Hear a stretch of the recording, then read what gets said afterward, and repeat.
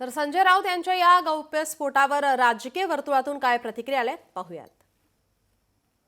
Frustration हे त्या निमित्ताने उभाटामध्ये विशेष करून संजय राऊतांना दिसतं आणि संजय राऊतांना मुळात पगार हा जो मिळतो तो सकाळी 9 वाजता प्रचार माध्यमांमध्ये प्रसार माध्यमांमध्ये येऊन काहीतरी नवीन बरगळायचं ज्याच्या माध्यमातून त्यांचं आणि त्यांच्या पक्षाचं नाव थोडंसं का होईना मीडियानी आणि वर्तमानपत्रांनी दाखवलं पाहिजे.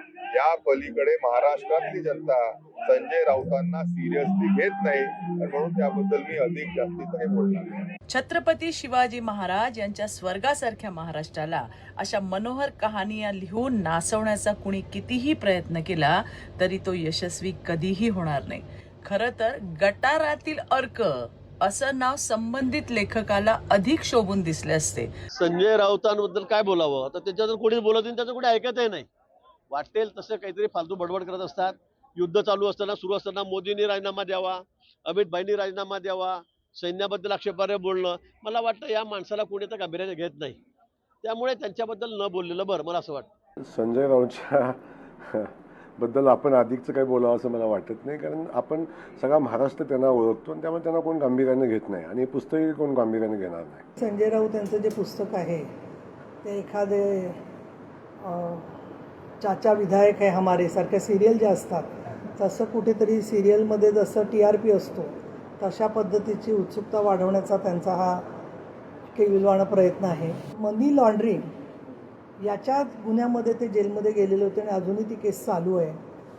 त्याचं पुस्तकाचं श्रेय त्यांनी खरं सांगायचं तर स्वप्ना पाटकरांना द्यायला पाहिजे होतं, कारण त्यांनी साक्ष दिली यांनी काय मनी लॉन्ड्रिंग केलं ते. स्वतःची तुलना सावरकरांशी करतात हे तर फारच मोठं वैचारिक दिवाळखोरी आहे असं माझं मत आहे. आणि देशाचे पैसे खाल्ले म्हणून ते जेलमध्ये गेले होते. पत्राचाळ घोटाळ्यामध्ये गरिबांची घरं होती, त्याच्यात त्यांचा काही त्यांना नरकामधला स्वर्ग काय सापडला गरिबांचे पैसे घेऊन याचं उत्तर त्या प्रकाश पडेल असं मला वाटतं. मी काय ते पुस्तक वाचलेलं नाही, म्हणजे ते अजून ते आलंच नाही मला असं वाटतं. आता मी शिवसेना सोडली 92 सालामध्ये, त्याच्यामुळे मला नक्की काय त्याच्यातलं काहीही ऑथेंटिक अशी माझ्याकडे काही माहिती नाही. पण ठीक आहे ना, त्यावेळेला हिंदुत्वाचा जयघोष बाळासाहेब पण करत होते, मोदी साहेब पण करत असतील, होतेच मोदी साहेब पण करत होते, अडवाणी साहेब करत होते, त्याच्यामुळे कदाचित काही मदत झाली पण असेल, पण मला काय त्याची ऑथेंटिक माहिती नाही आहे.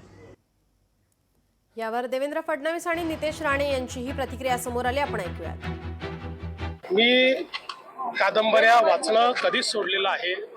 कथा कादंबऱ्या आणि बालवाङ्मय वाचायचं माझं वय राहिलेलं नाही, त्याच्यामुळे असल्या गोष्टी मी वाचत नाही. त्यांनी असंही म्हटलंय की अरे त्यांचं सोडून द्या तुम्ही, ते कोण आहेत? ते कोणी खूप मोठे नेते आहेत का? उद्धव ठाकरे आणि त्यांच्या कुटुंबाला ज्या ज्या शिव्या दिलेल्या आहेत, जी जी नावं दिलेली आहेत त्याचा उल्लेख त्या पुस्तकामध्ये करायचं विसरलेले आहेत. त्याची आठवण कदाचित ज्यांच्या ज्यांच्या समोर त्यांनी शिव्या दिल्या, जेलमध्ये असताना उद्धव ठाकरे ती जी काय लायकी सातत्याने ते काढायचे दुसऱ्यांच्या समोर, त्याची जी माहिती काय आमच्यापर्यंत त्या लोकांनी दिलेली होती त्या बाबतीमध्ये उल्लेख करा ना त्या पुस्तकामध्ये हिंमत असेल तर.